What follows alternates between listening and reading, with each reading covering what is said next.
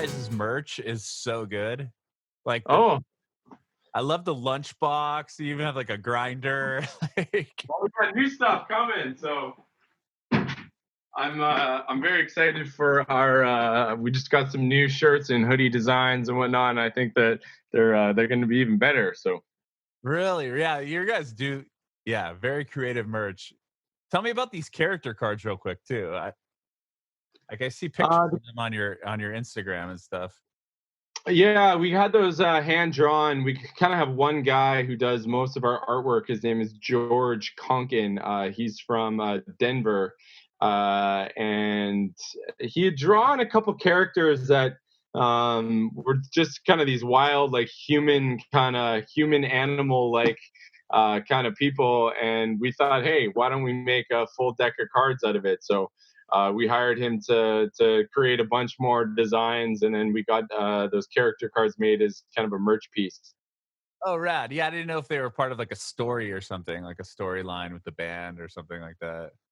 They weren't at the time, but now they're going to be in the future. Oh, right on. That's Yeah, awesome. yeah, exactly. Cool. Well, yeah, dude, I think your merch is awesome. Like all the stuff that you guys have. I've never seen a lunchbox, the grinder. That's pretty creative. Just everything. I like Thanks. it. We actually got that idea from Run the Jewels. Um, Oh, they have a grinder. they had like a theirs was like a full on weed kit.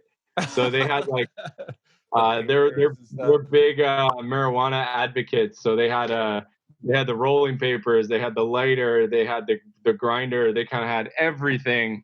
And Got so it. we kind of played off that idea of knowing that a lot of our fan base is younger and probably wouldn't just not really parent approved. So Yeah, we went with the deck of cards instead of the rolling papers.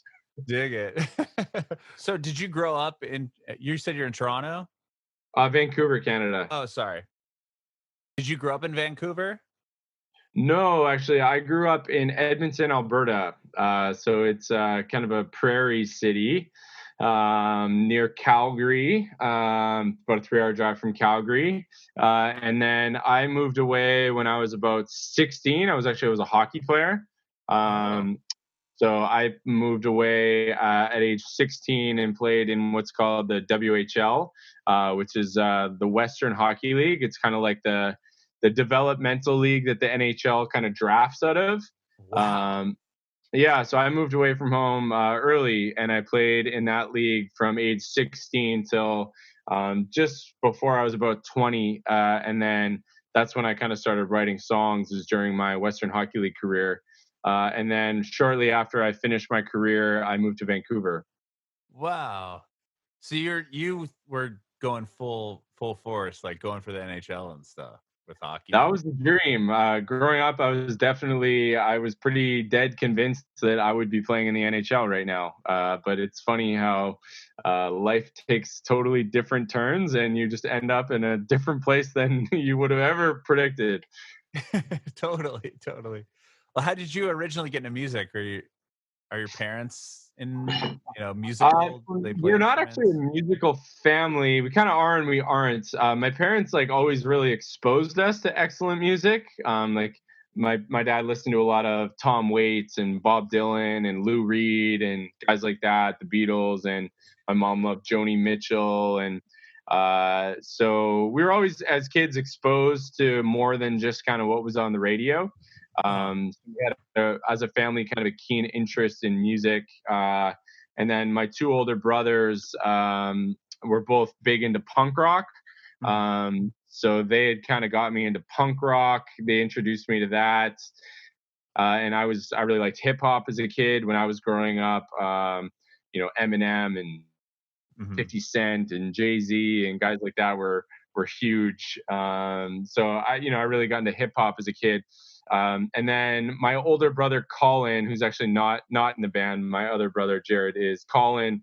He was a singer songwriter himself, and so I kind of learned from him a little bit, and kind of you want to do what your older brothers do, and Sure. so then I just kind of picked up a guitar one day while I was playing in the Western Hockey League and took a few guitar lessons, and I really quickly wrote a song. Like I barely learned any cover songs. I think I learned one cover song or something, and then I took pretty much the exact same chord progression, and all of a sudden I just wrote this song in like 20 minutes. It was such a weird experience. It was like a ghost kind of took over my body, and I didn't know what the hell happened, if it was ever going to happen again or what it was. It was a very interesting experience. And then, sure enough, I think the next day or the day after that, I wrote another one, and I wrote another one, and then I was like, oh, this hockey thing, I just didn't even care about. I was just so obsessed with writing songs. It was just like the coolest thing in the world.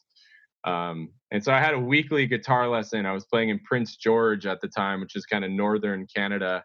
Hmm. And I kind of made a goal every single week to write a new song and bring it to my guitar teacher. And I don't think he had too many students who were doing that, so he was kind of like, "Dude, what the hell? This is crazy." So that was kind of my motivation. And would he help you like structure the song when you brought it to him, or you just Not showed it to really, him? because he was more of a guitar teacher. So, he was trying to maybe teach me like a different way that I could like invert the chord, maybe, and just to make it a little bit opposed to just straight up like root first Like a position power chord. chord? So, Yeah. yeah, so I started learning just different variations of chords and yeah. So he taught me more on that side of things, I would say. Where'd you find the guitar? Like, where'd you get the guitar? You said you were like playing hockey, and then you I think found the I asked guitar. for a birthday present or Christmas or something when I Okay. was like 16, and I think my mom bought me like this whatever cheap entry level guitar, and I'm pretty sure it sat around for at least a year or so, and then I don't know why one day I just kind of picked it up and wanted to learn it. How old were you when you decided you wanted to learn the guitar? About I mean I kind of hacked away at it when I first got it when I was probably 16, Mhm. and then it wasn't until I was about 18 that I started playing a lot. Okay. So it Okay. was much later in life. Like, I'm a good rhythm guitarist, but I'm by no means the guitar player in Rare Americans. You're not the shredder? No, certainly not. We'd be nowhere near as good of a band if it was up to me to play only play the guitar. Uh, well, tell me about writing that first song. You said it was like a ghost took you over. Like, what was the inspiration for it? Like, what made you sit down around and wanna write a song? Good question. It was melody. Melody kind of popped into my head. That I think at the beginning, for the first I don't know 100 songs or whatever I'd written, it was really I was very melodic. That was kind of my I think my strength and what I would hear first. And so I'd hear a melody in my head, and then you kind of fit the words into the melody. So I don't think I had at the beginning. I don't. You really grow a lot as a lyricist, I think, over time. And at the beginning, I was just pumped to write a song. I can't remember exactly what it was about. It was probably about a relationship or something like that. A lot of songs are. Um, but yeah, definitely for me at the beginning, it was kind of melody first, and that would kind of dictate where the lyrics went. Did you have that same sound and same, like, writing style that you do now with, like, kind of like the hip hop like because it kinda has, like, a very hip hoppy, Yeah, like, vocal, and then the guitar is more like a punk thing. yeah, I think it really evolves over time. Okay. The more that you learn, the more songs that you learn of other people. Also, I think that I went to audio engineering and music production school, Oh. uh, and I think that that really influenced me. I started really thinking about song structure, and I started really understanding that a basic chord it doesn't really mean much. You can sing a melody over top of several different chord progressions, and the melody can stay the same. Mhm. I really learned about vibe of a song. I couldn't believe how many times the word vibe was talked about in recording school. Seemed like that was like the focus of the curriculum, but it's so true. It's like vibe of a song is so important. And so I think just over time, you develop, you take just different inspirations from everything you listen to and everything you learn. And I always grew up. I loved hip hop growing up, and the band that I kind of had before Rare Americans was a very groove based band. So there was definitely a hip hop influence there. So I think that comes from just loving hip hop, like Mhm. growing up as a kid, and yeah, it just kind of influenced my style, maybe without even knowing it. Oh, you were in another band before you started Rare Americans? Where'd you meet those players and stuff? That band was called the Lunas, and we had actually just put out an EP. This is after recording school. We recorded an EP. I like the EP quite a bit, and then or the guitarist in that band was Lubo, who's also in Rare Americans. Mhm. And then shortly after we kind of recorded and released that EP, my brother Jared and I, he's 10 years or 11 years older than me. Sorry, one sec. There's a No train. problem. I live on a railroad, so it's loud. That's kinda cool. Uh, yeah, Jared and I we took a trip to the Caribbean, um, and kind of as a bit of a joke, I said to him, "Hey, we should try to write a song. This could be fun." It was just the two of us. We'd never taken a trip like that, and He's the like, singer-songwriter in your no, family? actually, my other brother, who's not a musician at all. Oh, okay. Uh, yeah, he's not a musician at all. Like he doesn't play guitar, he doesn't sing, plays no instruments. But I know that he wrote a lot, just like in I don't know what it was, some rhymes, some raps, some free poetry kind of stuff. And so anyway, he kind of laughed at me. He was like, write a song. He's like, let's write an album. Uh, and I was like, man, it doesn't work that way. We're not going to write an album. And sure enough, 10 days later, we wrote like 15 songs. And that pretty much made up the whole first album. So we just kind of caught a bit of a chemistry together. And Jared loved punk rock. Like he grew up as a total punk rocker. That was kind of his identity. He was really in that punk rock scene. And I would played in a groove band that was a little bit more hip hop, Arctic Monkeys kind of thing. And so I remember at the beginning of writing songs, Jared was always like, "Can it be faster? Can you make it faster? Can you go faster? Can you play the chords quicker?" He just wanted everything fast, fast, fast. So that kind of brought in a bit of a punk rock influence into the band that I didn't have naturally. Um, and then over time, as we've written, dozens and dozens and dozens more songs, we've kind of met somewhere in the middle between those two things. Very cool. Wow, so you guys wrote 15 songs in 10 days, you said? Yeah, we write a lot. Like we definitely have well over 100 Rare American songs. Like definitely. Whoa. And how many of those made up the first record? Of the first, by the time we recorded the first record, we probably had maybe 25 or 30 songs, and I think we recorded 17. Wow, okay. And that Yeah. was just between you and your brother? Did you guys were the when you put out the first Rare Americans record, was that just between you and your brother, or did you have like a full band at that point? No, we kind of assembled a band. I brought Lubo over, the guitarist from the Lunas. The music was just so different. Like it was just a different vibe. Mhm. Um, and so I felt like it didn't make sense to really make that the Lunas. Like it just didn't make sense as the evolution of the band. So I figured let's start over. Like let's call this a different name. Let's start it as a new project. Let's approach it a little bit differently. So I brought Lubo over from the Lunas, and then we assembled a band. Actually, Modest Mouse is one of my favorite bands. They kind of have Oh, been cool. since I was a kid. Uh-huh. And so the producer we were working with, Joe Ciccarelli, he'd worked with the Strokes and the White Stripes and just Wow. tons of the Shins, tons of bands. And so I knew he was pretty well connected. So we needed a rhythm section, and we were recording in Seattle, where Modest Mouse is from. So I said, "Hey, is there any chance you could get a hold of Eric Judy, who's the bassist from Modest Mouse? I know that he hadn't been in the band in a while and probably wasn't doing a ton musically." And so we hit him up, and sure enough, a day later, Eric Judy was like, "Oh man, I'd love to be a part of this record. It sounds so cool." Whoa. And then so he brought Joe Plummer, who he played together with in Modest Mouse. Uh-huh.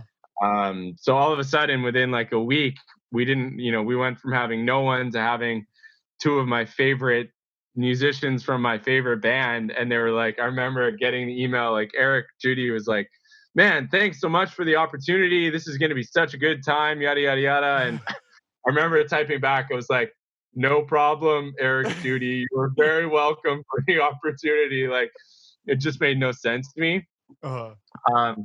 But unfortunately, like 3 days before the recording session, he got a hernia. And so he had to have surgery.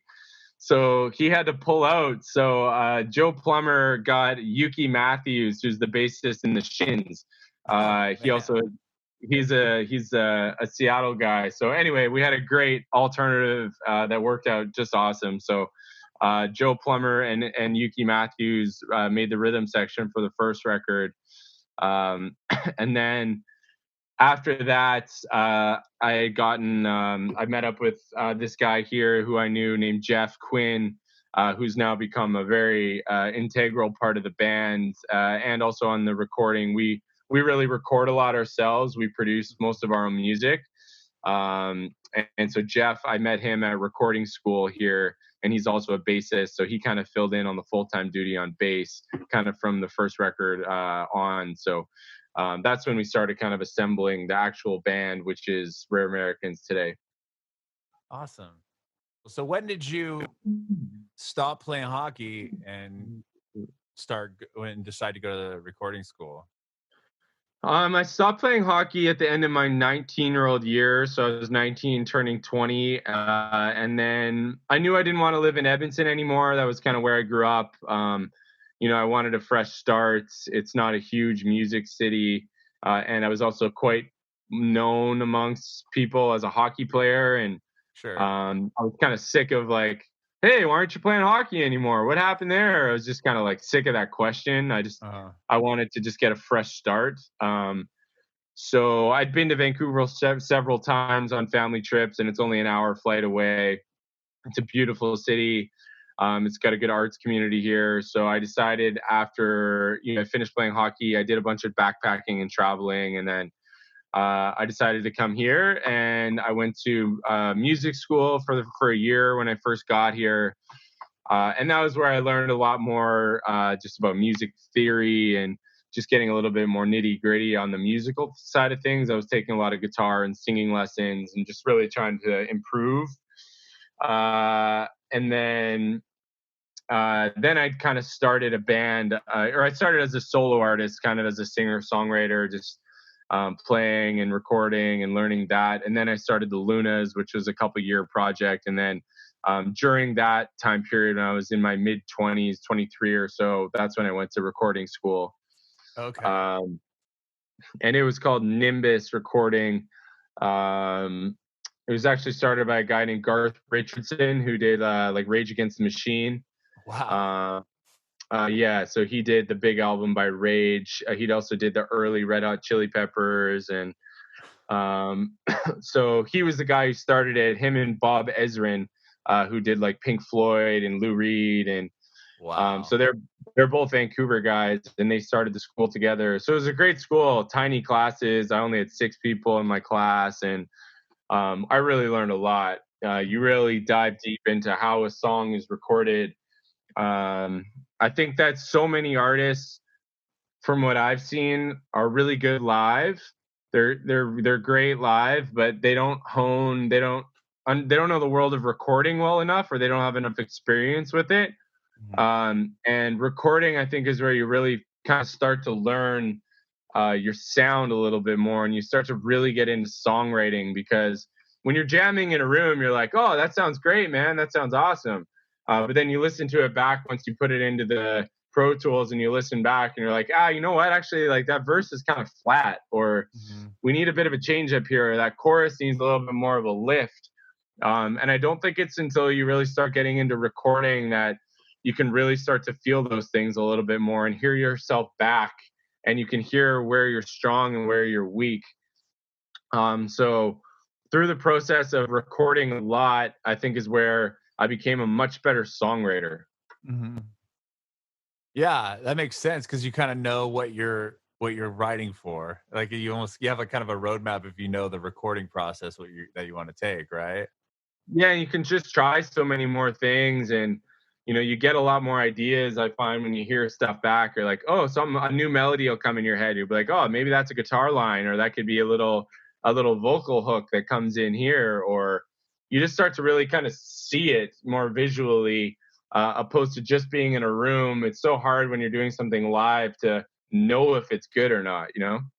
No, totally. And then there's also the aspect that there'll be bands that, like you said, that are great live and just recorded. They aren't doesn't do much for you. And I think there's like an art to like really putting the live show onto a record. You know what I mean? Like where if it's hard to I would assume that it'd be hard to translate that onto recording. Yeah, I think it kind of works both ways because you can also get into some things where you can overproduce a song really quickly, where you just have the ability in recording softwares to just multi-track everything. So you just put so much into it, and it's like you kind of lose the song along the way. Mhm. And that's happened several times, and you have to learn over time. It's like we don't need 19 guitar tracks here. Like so a 18. lot of yeah, exactly. A lot of producers that I've learned from and listened to over the years, it's like mute this track. Did it have any impact on the song? No. Okay, great. Lose it. Mute this track. Did it have any impact on the song? No. Okay, lose it. It's like sometimes less is more. Sure. Um, so it's a fine balance. You need to record a lot to learn how to, learn your sound and, learn to have good recorded music and good songwriting. But, you also don't want to have something that you can't perform live because it's so Mhm. programmed that it's like, they always say, like, can this song be played on a piano? If it can be played on a piano, it's probably a good song. If you can't and you got to chop the shit out of it to make it sound half decent, maybe it's not a great song to begin with. Yeah, yeah. Or if you can play it on an acoustic guitar, that's always one that people say too. Exactly. Can it be played at a campfire and people are gonna dig it? Yeah, Then yeah, okay, then it's probably you're at a good place. totally. Was that first Rare Americans record put out on a label, or was that just done independently? The only the last two songs we've released have been put out on a label. Oh, Everything besides that was independent. wow. So tell me about getting to Seattle to record that first album. How did that all happen? We were kind of acting as our own label for a long time. Jared and I both kind of come from a business background, so it wasn't totally foreign to us. We kind of knew how the world works, so to speak, in different Mhm. ways on the business side of things. So we tried to approach the band in a similar way. I knew that there were certain producers that I was interested in, so I'd look at records that I liked the sound of, and I'd research who the producer was, and then figure out, okay, how do I reach this person? And that's when you just go down the internet and you go to LinkedIn, you go to different websites, then somehow you find an agent who represents them or a manager. You contact them and you hand over some demos, and you tell them, hey, we're looking to record at this time. Here's our budget. We'd love to work with this guy. And if they like the demos, then typically then they'll reach back out and say, okay, cool. Joe, in the instance of Joe Ciccarelli, I just Mhm. contacted his agent that I found, and I had these demos that I had recorded, and I sent them over, and he passed them on to Joe, and Joe just really liked the demos. He thought they were really cool and fresh, and so he contacted me back right away and said, I really like the sound of these. I think it's really fresh, and it was cool. That was kind of validating because he was a guy who's got 10 Grammy awards and had worked with some of my favorite bands. And for him to say, I thought this was really cool and I want to work on this, I was like, oh, maybe we're onto something here. Yeah, no, definitely. Like you said, validation. That's probably the perfect word to explain it, right? I 100%. mean, Yeah. so by this time you already had songs together, you had your band. Like, were you guys playing live and stuff, like around uh, different parts of Canada? No, we didn't play a live show for the whole well over a year of the band. we focus 100% of our time on writing songs, recording songs, and making videos. We figured that it made a lot more sense for us to invest in our online presence and try to build a following online before we toured anywhere, because you can go and easily spend 10 or 15 or $20,000 on a tour and have no one show up just because you put out a song. If you don't have online numbers to support it, you're not going to sell tickets. Mhm. So we did the exact opposite, and we spent all of our time, money, efforts, and everything on strictly just building our online presence. We made a ton of videos. We knew that was going to be an integral part of Rare Americans. We advertised on YouTube, and then we started just gaining a following really quickly online. And then we had a concentrated fan base in the UK, actually. Hmm. They seemed to kind of gravitate towards our sound. So that was actually, we played one show in Vancouver as like a warm-up show, and the next day we left for the UK and we played a 20-show tour in the UK that we booked ourselves. So Wow. we've pretty much done things very unorthodox since day one of Rare American. Yeah, sounds like it. Wow. So you played one show and then decided, hey, we're going to UK and doing a 20-show run, 20-show tour. Pretty much, yeah. We just figured, hey, let's go play a lot of shows quickly. A, to get the experience. B, to get better. And C, we thought we could sell some tickets in the UK. Mhm. And it was a great experience. It was also a good experience for the band, kind of bonding together as a group. And the nice thing about the UK is that all the cities are so close together. America is the same. Mhm. Canada is just so big, and we have Yeah. such a Everything's small so spread population that out. you can drive 12 hours and not see another person. So, um, touring in Canada is just cumbersome. Like, you just have to drive so far to reach a major market. Mhm. Yeah. Whereas when you toured in the UK, were you guys driving around and stuff, or could you just public transit, or like how would you get around there? No, we rented a van. So we stayed in hostels and rented a van that we all kind of took turns driving, which was kind of scary because it's on the wrong side of the road. I was gonna ask you Uh, about that. yeah, And none of us it's a had ever done country you that don't before. know. Yeah, none of us had ever done that before. So the first couple shifts were kind of like, oh shit, what's gonna happen? Uh, but we were good. We didn't hurt ourselves. So That's good. Were you playing with just local bands in the area, or did you jump on a whole tour with somebody else? no, we just found local bands to play with us. We had a couple bands that played 2 or 3 or 4 shows with us across the way. But mostly it's a lot of work. We booked the tour ourselves, and we found all the opening bands ourselves, and did all the promotion ourselves. So it's just an absolute ton of work, but it was worth it. You learn a lot. Yeah. Wow. That's awesome. I've never heard of a band doing that, especially that way. Like never playing one show and then just taking it to a different country to play. That's awesome. We're weirdos. We pretty much do everything totally unconventionally. I dig it though. It's really cool. Well, tell me Nice. about getting signed to Atlantic. How did that happen for you guys? That was kind of yeah. We'd put out these kind of trilogy of songs in the fall, 3 animated videos, and then that's where our online numbers kind of really started just taking off. Is that the with like Brittle Bones, Nikki, and stuff? Yeah, Yeah, exactly. because I saw that song has like 6 million plays on Spotify. It's Oh, crazy. it's got 24 million on YouTube. Oh my Um, goodness. So tell me about that song then. How did like in putting those out? Like how did you get that traction? Just that tour? No, the tour didn't really do a ton. That we'd already had about maybe 100,000 subscribers on YouTube at that point. Wow. Um, and then that song, that's when YouTube started really recommending us.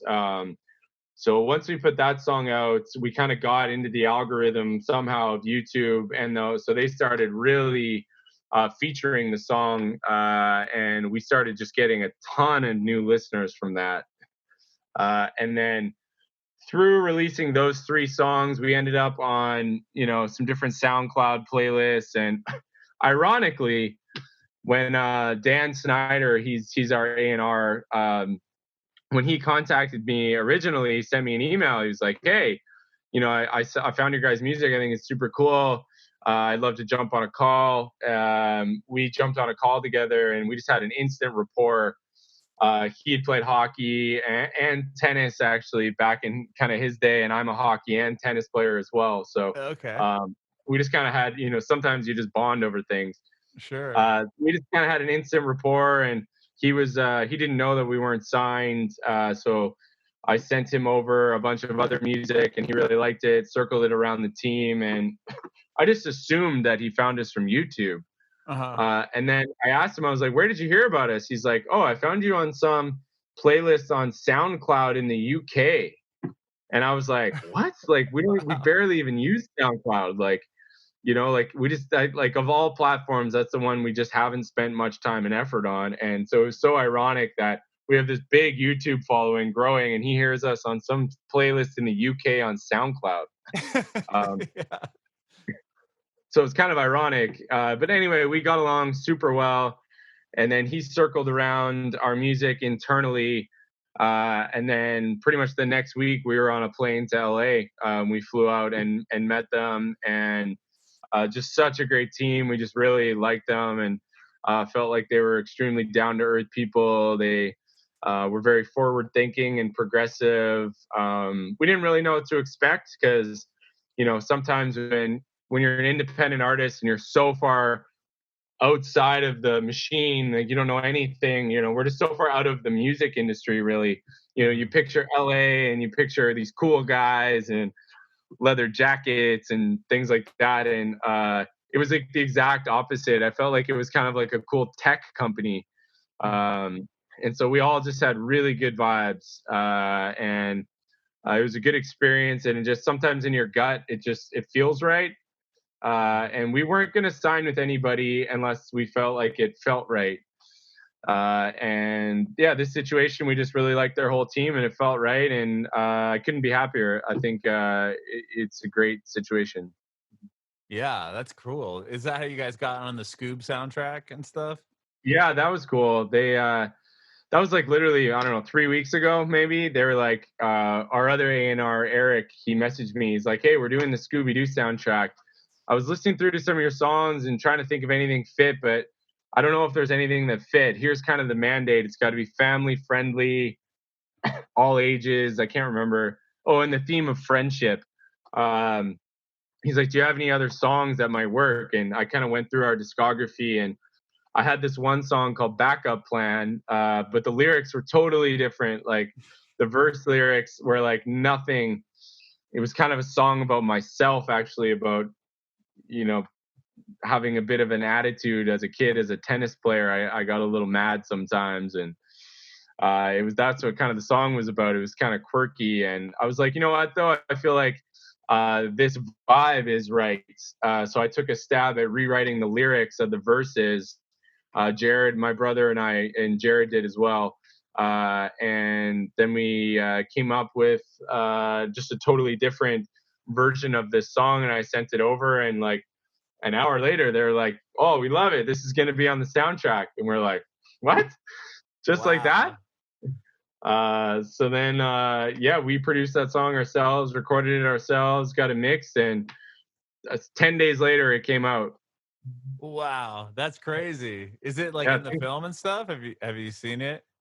no, the film had already been scored. This soundtrack was done way after, so Got it. it was just on the soundtrack. But that's awesome. That's It got really us so cool. many new listeners. I couldn't even believe it. On Spotify, it got us like 150,000 new monthly listeners in like 3 weeks. Oh my gosh. That's Yeah, incredible. crazy. And Yeah, people who would wow. have never heard us, if it wasn't for that.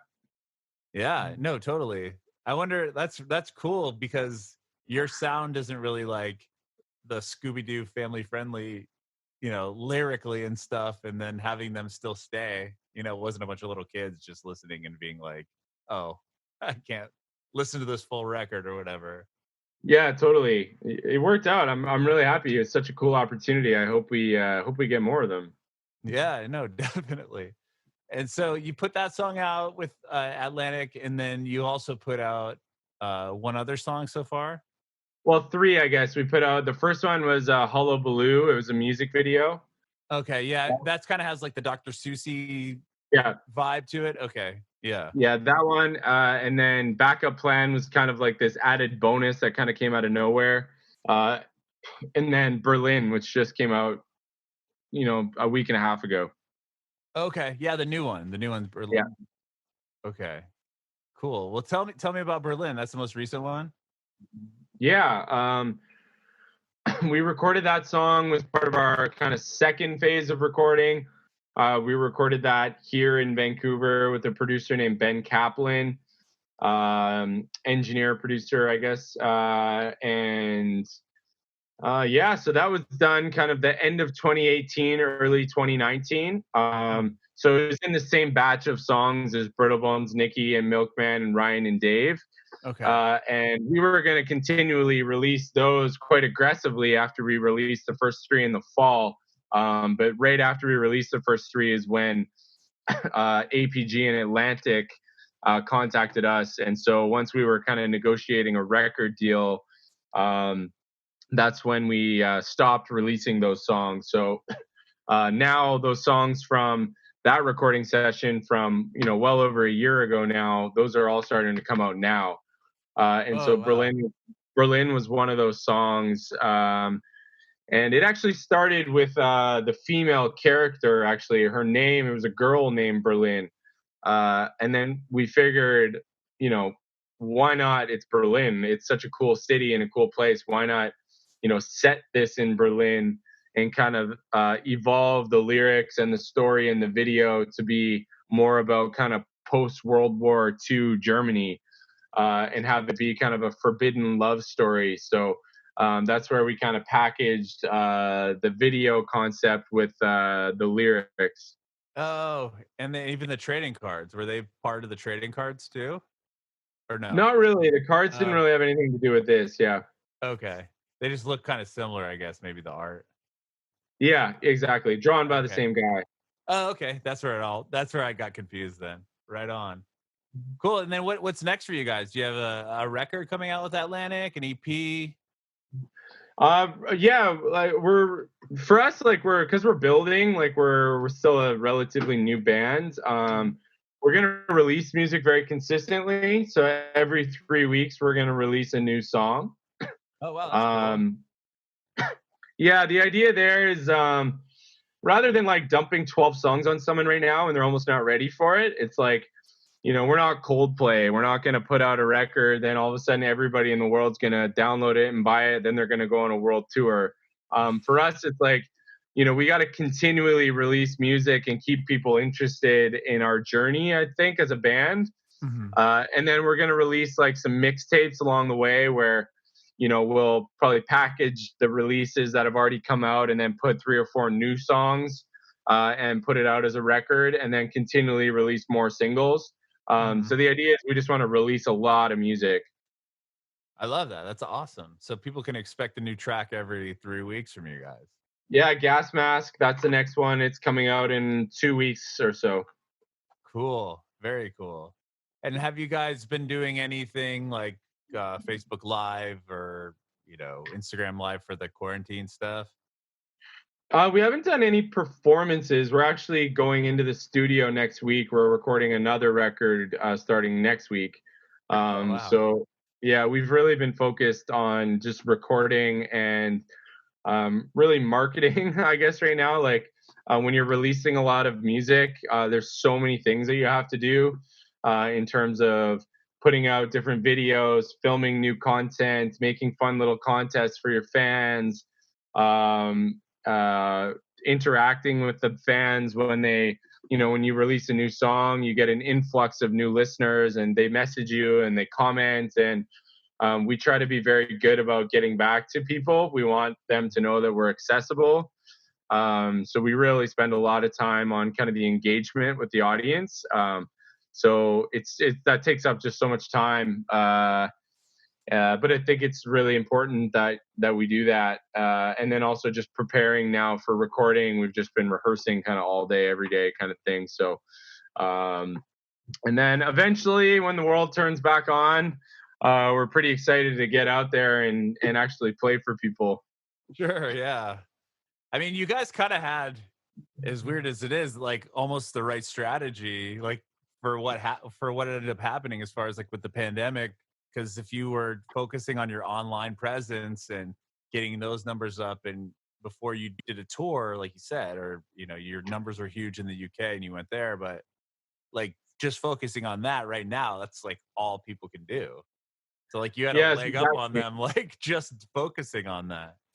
Totally. So yeah, we're gonna. I mean, probably people won't tour for at least a year, I imagine. So Yeah. we're lucky that we have a lot of music ready to go, and so our plan is just to build as much as we possibly can in the next year until we're able to tour, and then hopefully when we tour, we can actually sell out some clubs, and we'll have a much bigger fan base in 1 year from now than we do today. Yeah, that's awesome. Well, I can't wait till this all lets up enough so people can tour, and I can't wait to see your band. I love what you guys are doing so far.